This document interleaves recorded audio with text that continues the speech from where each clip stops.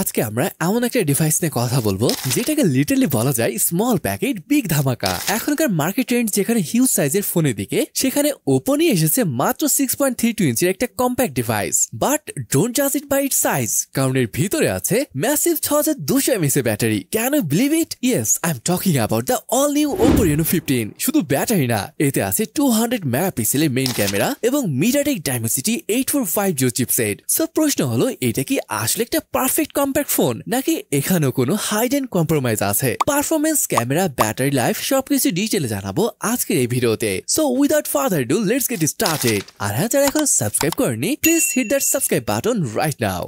ডিজাইনের কথা আসলে ওপোকে মানতেই হবে, কারণ তারা জানে কিভাবে একটা গ্যাজেটকে ফ্যাশন স্টেটমেন্টে পরিণত করতে হয়। রেনো 15 এর দিকে তাকালে বুঝবেন it's not just a phone, it's a piece of art. প্রথমেই নোটিস করবেন এর ব্যাক প্যানেলের ইউনিক ফিনিশ। স্টারলাইট বো ভ্যারিয়েন্টে খুব সূক্ষ্ম একটা টেক্সচার ইউজ করা হয়েছে, যা আলো রিফ্লেকশন একটা রিপল ইফেক্ট তৈরি করে। আর এটা দেখতে অনেকটা ফিতার মতো, যেটা জলজল করছে। এটা দেখতে গ্লোসি হলেও এর ফিলটা বেশ প্রিমিয়াম। আর সবচেয়ে ইন্টারেস্টিং হলো এর ক্যামেরা মডিউলার ডিজাইন। লেন্সগুলো বডির সাথে খুব সুন্দরভাবে ব্লেন্ড করা হয়েছে, কোনো শার্প এডজ নেই, যা দেখতে খুব ক্লিন এবং মিনিমালিস্ট লাগে। এটার 3টি কালার রয়েছে, একটা তো বললাম হোয়াইট, এছাড়া ব্লু আর ব্রাউন কালার অপশনে পাওয়া যাবে। আর এই ব্লু কালারটা একবার দেখেন, কি চমৎকার লাগছে। ফোনটি থিকনেস 8 মিলিমিটার, আর যদি ওয়েটের কথা বলি, এটা 187 গ্রামের মতো। সত্যি এত বড় ব্যাটারি হওয়া সত্ত্বেও 200 গ্রামের নিচে রাখতে পেরেছে, ব্যাপারটা বেশ ভালোই লাগলো। এবার আসি ফর্ম ফ্যাক্টরে। ফোনটিতে ফ্ল্যাট ফ্রেম ডিজাইন ব্যবহার করা হয়েছে, যা এখনকার মডার্ন ট্রেন্ড। ফ্রেমটাতে মেটালিক ফিনিশ দেওয়া হয়েছে, যা গ্রিপ করতে খুব কনফিডেন্স দেয়। বাটন প্লেসমেন্ট গুলো একদম স্পট অন। ডান পাশে পাওয়ার বাটন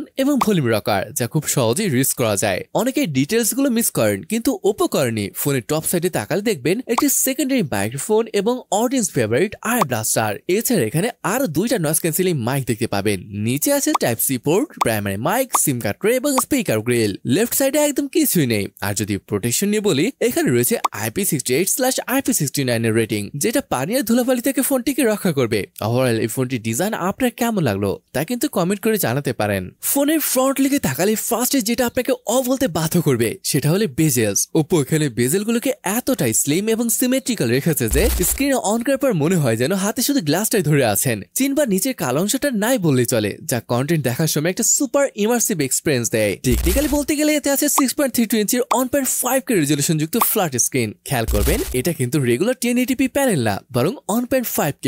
টেক্সট থেকে শুরু করে ভিডিও সবকিছু সুপার শার্প এবং ক্রিস্পি। 460 ppi পিক্সেল ডেন্সিটি থাকায় আপনি খালি চোখে পিক্সেল খুঁজে পাবেন না। আপনি যখন ইউটিউব বা নেটফ্লিক্সে ভিডিও দেখবেন, এর 1.07 বিলিয়ন কালার সাপোর্ট এবং P3 কালার গ্যামুট থাকার কারণে কালারগুলো খুব পাঞ্চি এবং ভাইব্রেন্ট দেখায়। বিশেষ করে ব্ল্যাক লেভেলগুলো ডিপ এবং কালার অ্যাকুরেসি একদম অন পয়েন্ট। যারা ফোনে মুভি বা সিরিজ দেখতে পছন্দ করেন, তাদের জন্য এই ডিসপ্লেটা একটা ভিজুয়াল ট্রিট। এবার আসি স্মুথনেসে। এটি 120 হার্জ রিফ্রেশ রেট সাপোর্ট করে, কিন্তু আসল মজাটা হলো 240 হার্জের touch sampling rate. App open করা, মেনু স্ক্রল করা বা গেমের রেসপন্স সবকিছু একদম বাটারি স্মুথ, কোনো জিটার বা ল্যাগ আশা করি পড়বে না। আর ব্রাইটনেস, পেপার কলমের পিক ব্রাইটনেস 28 নিটস। ডিরেক্ট সানলাইটে বা কড়া রোদে ফোনটা ইউজ করতে গিয়ে টেক্সট পড়তে বা ম্যাপ দেখতে চোখ কুচকে তাকাতে হবে না। ভিজিবিলিটি নিয়ে জাস্ট 0 কমপ্লেইন। বাট ওয়েট, এখানেও একটা ছোট্ট কিন্তু আছে। বর্তমান মার্কেটে অনেক ফ্ল্যাগশিপ ফোনে এখন LTPO টেকনোলজি থাকে, যা অনার্স থেকে 120 হার্জে ওঠানামা করে, যার ফলে কিন্তু ব্যাটারি সেভ হয়। দুঃখজনকভাবে রেনো 15 এসে LTPO টেকনোলজি মিসিং আছে। যদিও 6200 mAh ব্যাটারির কারণে এটা খুব একটা মেজর ইস্যু না, তবুও এই প্রাইস পয়েন্টে এটা থাকলে ভালো হতো। আর সাইজ ফ্যাক্টরটা তো আছেই। যারা 6.7 বা 6.8 ইঞ্চির বিশাল স্ক্রিনে মুভি দেখতে অভ্যস্ত, তাদের কাছে এই 6.32 ইঞ্চির স্ক্রিনটা একটু ছোট মনে হতে পারে। বাট অনেস্টলি, আপনি যদি কোয়ালিটি এবং শার্পনেসকে সাইজের চেয়ে বেশি গুরুত্ব দেন, তাহলে এই ডিসপ্লেটা আপনাকে নিরাশ করবে না। It's sharp, it's bright and it's beautiful. এবার আসি ফোনের ইঞ্জিনে। হুড তুললেই আমরা পাচ্ছি মিডিয়াটেক ডাইমেনসিটি 8450 প্রসেসর। অনেকে হয়তো মিডিয়াটেকের নাম শুনলেই নাক সিটকান, কিন্তু বিশ্বাস করুন, this chipset is a silent killer. কেন বলছি? কারণ এর সাথে পেয়ার করা হয়েছে ফাস্টেস্ট LPDDR5X RAM এবং UFS 3.1 স্টোরেজ। টেকনিক্যাল টার্ম বাদ দেই, রিয়েল লাইফে এটা কেমন? অ্যাপ ওপেনিং স্পিড ছিল জাস্ট চোখের পলকে। ফেসবুক, ইনস্টাগ্রাম, ক্রোম বা ক্যামেরা এক অ্যাপ থেকে আরেক অ্যাপে সুইচ করার সময় বেশি স্মুথ একটা ফিল পাবেন। কালারের 16 এর অপটিমাইজেশন এবং হার্ডওয়্যারের এই কম্বিনেশন ডে টু ডে ইউজে আপনাকে একদম ফ্ল্যাগশিপ লেভেলের স্মুথনেস দেবে। আর গেম টেম আপনি স্মুথলি খেলতে পারবেন। তবে এটা কি আলটিমেট গেমিং ফোন? উত্তর হলো না। আপনি যদি জেনশিন ইম্প্যাক্টের মতো হেভি গেম হাইস্ট গ্রাফিক্স এবং 60 FPS এ টানা খেলতে যান তাহলে কিছুক্ষণ পর সামান্য থ্রটলিং বা ফ্রেম ড্রপ নোটিস করবেন। হার্ডকোর গেমাররা যারা এমুলেটর গেম খেলেন বা কাস্টম রম নিয়ে ঘাটাঘাটি করেন তারা হয়তো স্ন্যাপড্রাগন চিপসেটের র পাওয়ার এবং জিপিইউ এর অপটিমাইজেশন এখানে মিস করবেন। এছাড়াও এখানে ইউএফএস 4.1 স্টোরেজ থাকতে পারত, যেটা এখানে নেই। সহজ কথায় আপনি যদি একজন প্রফেশনাল ই স্পোর্ট প্লেয়ার না হন বরং আমার মতো মিক্সড ইউজার হন যিনি প্রচুর মাল্টিটাস্কিং করেন এবং দিনে 1-2 ঘন্টা চিল মোডে গেম খেলেন তাহলে ডায়মেন্সিটি 8450 আপনাকে সুপার ফাস্ট পারফরমেন্স দেবে। এই ফোনের মেইন গেম চেঞ্জার হলো ব্যাটারি। লিটারালি মাত্র 7.9 মিলিমিটার স্লিম বডিতে 6200 mAh এর ব্যাটারি, এটা জাস্ট ম্যাজিক। চার্জিং এর জন্য বক্সে আছে 80 ওয়াটের সুপার ফুক চার্জার। 0 থেকে 100% হতে সময় নেবে মাত্র 40 মিনিট। সত্যি বলতে ব্যাটারি সাইজ অনুযায়ী 100 ওয়াট হলে আরো ভালো হতো, বাট ট্রাস্ট মি ব্যাকআপ এত সলিড যে চার্জিং স্পিড নিয়ে আপনার কমপ্লেন করার সুযোগই থাকবে না। এটা একটা কম্প্যাক্ট ব্যাটারি মনস্টার। কানেক্টিভিটির দিক থেকে Oppo Reno 15 একদম ফিউচার প্রুফ। এতে ডুয়াল 5G সাপোর্ট এবং লেটেস্ট Wi-Fi 6 থাকায় নেটওয়ার্ক রিসেপশন বা কল ড্রপ নিয়ে জাস্ট নো টেনশন। গেমিং বা হাই রেজলিউশন স্ট্রিমে কানেকশন থাকবে একদম রক সলিড। অডিও লাভারদের জন্য আছে ব্লুটুথ 5.4 যা ইয়ারবাডসের সাথে জিরো লেটেন্সি কানেকশন ইনশিওর করে। তবে আমার পার্সোনাল ফেভারিট ফিচার হলো আই ব্লাস্টার। রিমোট খুঁজে পাচ্ছেন না? নো ওয়ারিস, আপনার ফোন দিয়েই টিভি বা এসি কন্ট্রোল করুন, এটা সুপার হ্যান্ডি। এছাড়া NFC সাপোর্ট তো আছে ইনস্ট্যান্ট পেয়ারিং বাই পেমেন্টের জন্য। সিকিউরিটি কথা বলে এর in display fingerprint scanner super fast এবং অ্যাকুরেট, সাথে ফেস আনলক আছে যা লো লাইটে বেশ ভালো রেসপন্স করে।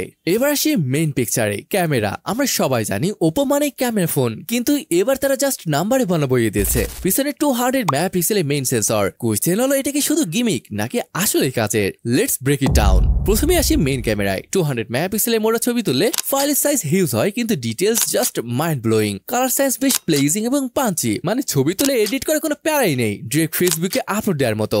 আর ওএস থাকায় রানিং অবস্থায় ছবি তুললে ব্লারি হয় না। তবে আমার পার্সোনাল ফেভারিট এবং এই ফোনের রিয়েল MVP হলো 50 মেগাপিক্সেলের টেলিফোটো লেন্স। সাধারণত ফোনে পোর্ট্রেট মোডগুলো আর্টিফিশিয়াল লাগে, কিন্তু এর 3.5x অপটিক্যাল জুম দিয়ে যখন পোর্ট্রেট তুলবেন রেজাল্ট দেখে লিটারালি কনফিউজ হয়ে যাবেন। এটা ফোন দিয়ে তোলা নাকি DSLR দিয়ে? সাবজেক্ট সেপারেশন, স্কিন টোন এবং ন্যাচারাল বোকে ইফেক্ট সবকিছু জাস্ট অন পয়েন্ট। যারা পোর্ট্রেট তুলতে ভালোবাসেন তাদের জন্য এটা সত্যি দারুণ হবে। এমনকি আলট্রাওয়াইড ক্যামেরাতে তারা কোনো ফালতু 8 মেগাপিক্সেলের লেন্স দেয়নি, এখানেও 50 মেগাপিক্সেলের। ফলে ল্যান্ডস্কেপ শটেও মেইন ক্যামেরার মতোই ডিটেলস এবং কালার কনসিস্টেন্সি পাবেন। For the content creator, blogger ভাই ব্রাদারের জন্য সুখবর, মার্কেটে খুব কম ফোনে front camera 4K 60 FPS video support করে, বাট Reno 15 এটা আছে। এর 50 মেগাপিক্সেলের সেলফি শুটার আর অটো ফোকাস আছে, তাই ভ্লগের সময় আপনার ফেস অলওয়েজ ফোকাসে থাকবে। ভিডিও স্টেবিলাইজেশনও বেশ ডিসেন্ট। আচ্ছা, এটা সব কি ভালো? না, রাতের বেলা লো লাইটে 200 মেগাপিক্সেল প্রসেস করতে ফোনটা সামান্য সময় নেই, আর শাটার স্পিড কিছুটা স্লো মনে হতে পারে, তাই সাবজেক্ট নড়াচড়া করলে ছবি ব্লার আসতে পারে। এতে 120x ডিজিটাল জুম আছে,